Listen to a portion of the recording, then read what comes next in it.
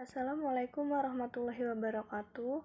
Kami dari kelompok 2 yang beranggotakan Dini Aprilita dengan 3 NPM terakhir 154, Venia Brilianti dengan 3 NPM terakhir 017, Lutfia Kisti Awalin dengan 3 NPM 035, Sri Agus Setiawati dengan 3 NPM 069. Baik, di sini saya akan menjelaskan pengertian dari prenatal. Jadi, prenatal itu berasal dari kata pra yang artinya sebelum dan natal yang berarti melahirkan.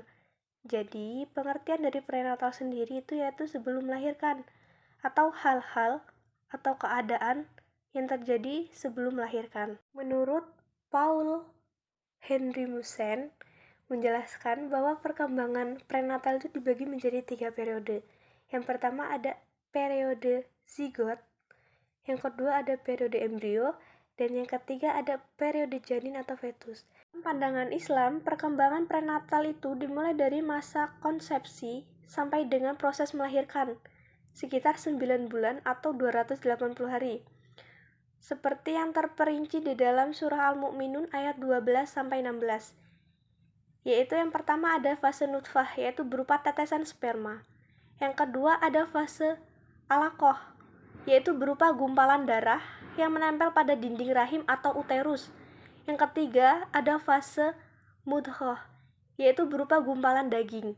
Yang keempat ada fase izam, atau terbentuknya tulang yang dibalut oleh daging, jaringan, dan juga otot. Yang terakhir ada fase janin, yaitu sudah dalam bentuk sempurna. Perkembangan prenatal dari segi kognitif. Yang pertama, perkembangan dalam belajar dan mengingat, yaitu perkembangan belajar janin telah diketahui ketika dia mengisap jari di dalam rahim. Sementara perkembangan mengingat diketahui ketika bayi merekam setiap pembicaraan ibunya, atau ketika ibu sedang membacakan cerita-cerita dengan keras pada masa kehamilan. Nah, yang kedua yaitu perkembangan kognitif anak dalam kandungan, di mana menurut laporan para ilmuwan dalam bidang perkembangan anak, pralahir yang melakukan beberapa penelitian mutakhir makin menguatkan dugaan bahwa anak dapat belajar selama berada dalam rahim ibunya.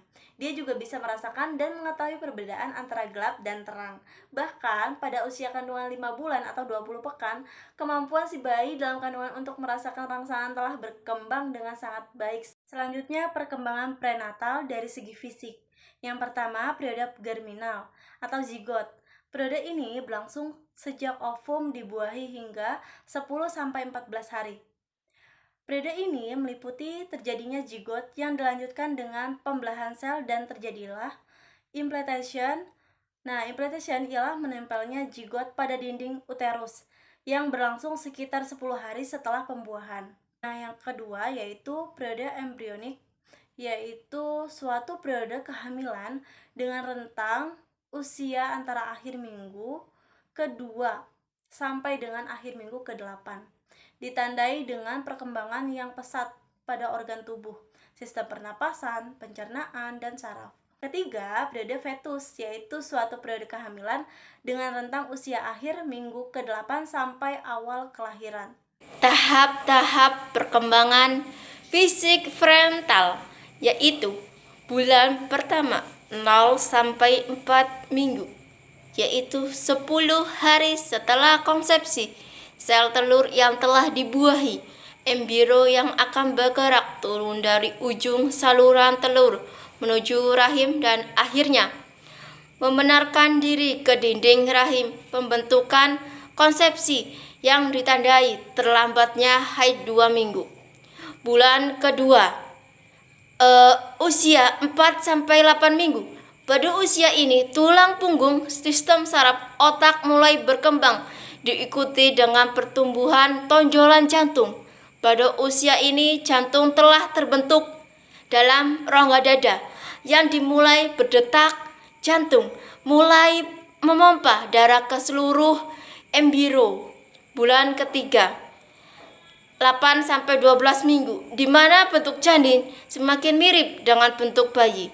Saat ini janin relatif aman dan infeksi. Gerakan-gerakan halus janin mulai dirasakan ibu ketika usia 18-20 minggu. Bahkan janin sudah mulai melakukan gerak-gerakan salto membalikan tubuh dan membentuk kepala tinju. Bulan keempat, bulan 12 sampai 16 minggu, yaitu kerangka janin berkembang semakin profesional, kaki lebih panjang dari tangan, rambut kepala bertambah tebal, mulai tumbuh bulu-bulu mata, dan kini rambut janin kira-kira 100 gram. Bulan kelima, 16 sampai 20 minggu, yaitu memasuki minggu ke-16. Janin mulai mengisap jari-jari jempolnya. Kemampuan mengisap dan menelan berfungsi sebagai awal belajar janin terhadap keterampilan. Bulan ke-6, bulan 20 sampai 24 minggu. Pada bulan ini melakukan stetoskop, yaitu suatu metode deteksi dengan menempelkan telinga di perut ibu. Diketahui bahwa detak jantung bayi bisa didengar. Detak jantung janin berkisar 150 kali per menit. Bulan ke-7, 24 sampai 28 minggu. Pada usia ini, bobot janin semakin bertambah berat dan berisi rambut halus masih bertampak di sekujur tubuhnya. Paru-paru dan otak janin belum berkembang sempurna. Bulan ke-8, 28 sampai 32 minggu. Pada usia ini, janin terlihat lebih montok dan hampir memenuhi rahim, sehingga ibu merasa sesak. Gerakan-gerakan bayi mulai terbatas. 9. 32 sampai 36 minggu. Pada periode ini penambahan lemak semakin 14 setiap harinya, yang di bawah permukaan kulitnya panjang rambut sekitar 5 cm. Adanya keterbatasan tempat dengan rahim membuat bayi jarang bergerak.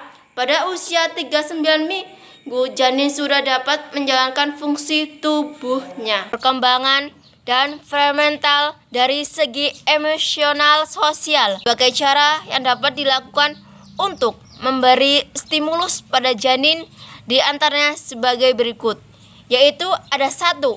Membelai, menempuk, dan mengusap dengan lembut. 2. Mengajak berbicara. 3.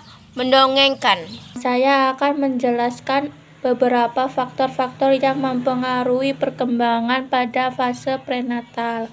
Yang pertama adalah teratogen. Teratogen ini yaitu unsur yang menyebabkan adanya kelainan pada kelahiran akibat proses dari kehamilan yang belum optimal. Yang kedua yaitu faktor ibu. Faktor ibu adalah kunci utama yang berpengaruh pada perkembangan pada sang janin. Yang ketiga yaitu faktor ayah. Faktor ayah di sini berperan penting dalam perkembangan sang janin. Stimulasi ayah yang sering mengajak bicara sang bayi di dalam kandungan dapat menenangkan sang bayi. Terakhir adalah lingkungan. Lingkungan di sini adalah polusi dan bahan beracun yang semakin banyak akan mengakibatkan janin yang di dalam kandungan, mengakibatkan keterbelakangan mental pada anak dan ibu, sehingga berhati-hati pada lingkungan. Jadi kesimpulannya, dari pembahasan yang sudah kami presentasikan, dapat disimpulkan bahwa perkembangan manusia dimulai bukan ketika mereka dilahirkan ke dunia, melainkan telah dimulai sejak dari masa sebelum kelahiran. Perkembangan prenatal dari segi kognitif, fisik, dan sosio-emosi mengalami perkembangan setiap minggunya. Sekian presentasi dari kelompok kami. Apabila ada kurangnya, kami mohon maaf. Kami akhiri. Wassalamualaikum warahmatullahi wabarakatuh.